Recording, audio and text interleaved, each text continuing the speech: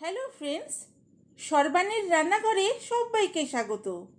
আমি আজকে একটি জনপ্রিয় নর্থ ইন্ডিয়ান ডিশ জিরা রাইসের রেসিপিটি শেয়ার করব। এই জিরা রাইস আমরা সাধারণত রেস্টুরেন্ট এবং অনুষ্ঠান বাড়িতে খেতেই অভ্যস্ত।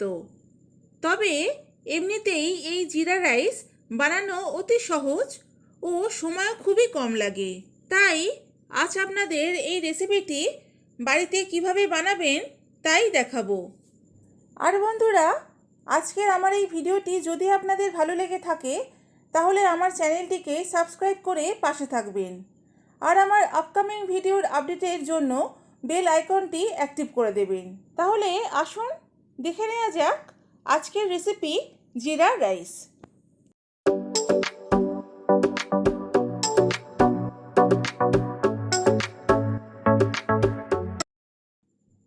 বন্ধুরা, এই রেসিপির জন্য আমি নিয়েছি 250 গ্রাম বাসমতি চাল, যেটা আমি ভালো করে ধুয়ে পরিষ্কার করে 1 ঘন্টা জলে ভিজিয়ে রেখেছিলাম।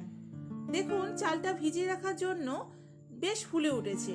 বাসমতি চালের ভাত রান্না করার আগে যদি আধ ঘন্টা থেকে 1 ঘন্টা জলে ভিজিয়ে রাখা যায় তাহলে ভাতটা বেশ লম্বা লম্বা হয়।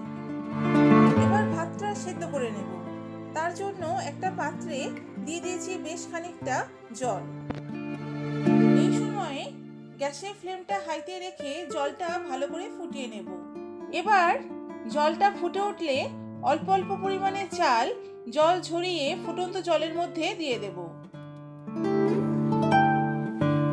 এবার ভাতটা সিদ্ধ হবার সময় দিয়ে দেব একটা হাফ পাতিলেবুর রস,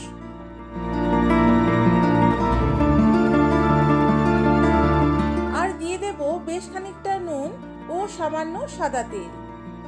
চালটা সিদ্ধ করার সময় নুনের পরিমাণটা একটু বেশি দেব যাতে ভাতগুলোর মধ্যে নুনটা ভালো ঢোকে। আর লেবুর রস ও সাদা তেল দিয়ে ভাতটা রান্না করলে ভাতটা বেশ ঝরঝরে হয়। এতে ভাতের প্রতিটা দানা ঝরঝরে হবে। আমি এখানে ভাতটা 5 থেকে 7 মিনিট সিদ্ধ করব। দেখুন, ভাতটা আমার 90% সিদ্ধ হয়ে গেছে। এর থেকে বেশি সিদ্ধ করব না, কারণ ভাতটা যখন ভাজবো তখন বাকি 10% সিদ্ধ হয়ে যাবে।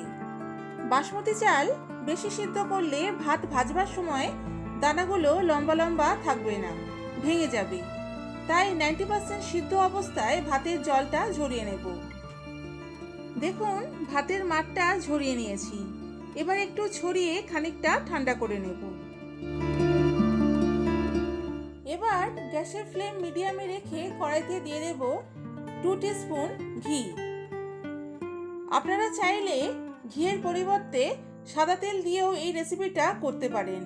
তবে ঘি দিয়ে রান্না করলে এই জিরা রাইসের ফ্লেভারটা খুব সুন্দর আসে। এবার ঘিটা মেল্ট হয়ে গেলে এর মধ্যে ফোড়ন হিসেবে দেব একটা বড় এলাচের অর্ধেক অংশ, 2টো শুকনো লঙ্কা, 1 টুকরো দারচিনি ও এই জিরা রাইসের প্রধান উপকরণ 2 টিস্পুন গোটা জিরে। এবার এই গোটা মশলাগুলো ঘিয়ের মধ্যে 10 থেকে 12 সেকেন্ড ভালো করে ভাজতে হবে।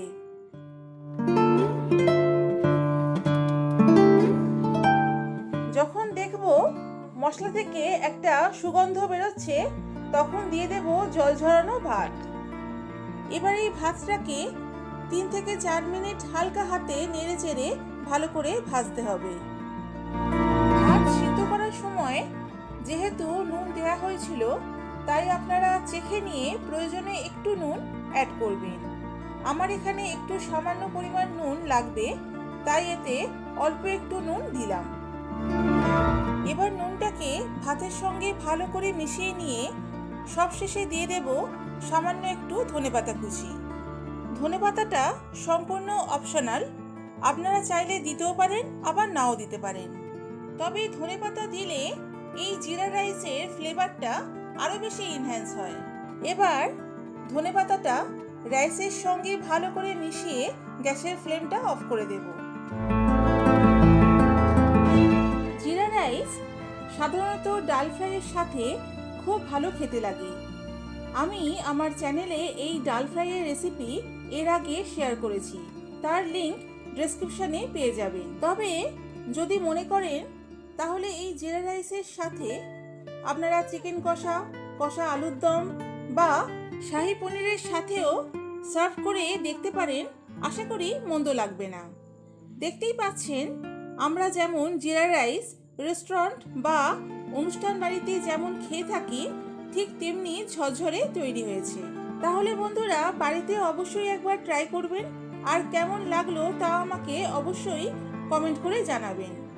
তাহলে আজকের মতো এইটুকু, আবার হাজির হব নতুন আরও একটা রেসিপি নিয়ে।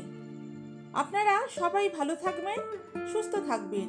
Keep smiling and take care all of you. Tata.